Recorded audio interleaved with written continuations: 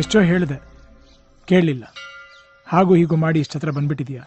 ಇನ್ಮೇಲೆ ನೀನೇ ಅನ್ಕೊಂಡ್ರು ನಾನು ಬಿಟ್ಟು ಹೋಗೋಕ್ಕಾಗಲ್ಲ. ನಾನು ಹೋಗಲ್ಲ. ನಾನೇ ಹೇಳ್ತಿದ್ದೀನಿ, ನೀನೇನು ಹೋಗಲ್ಲ ಗೀಗಲ್ಲ ಅನ್ಕೊಂಡು. ಬಂತು ನೀರಿನಲ್ಲಿ ಹಾರುವ ಆಸೆ ಬಂತು, ಈ ಜೀವಕ್ಕಿನ್ನೂ ನೀನು ನೀನೆ ಸಾಕು.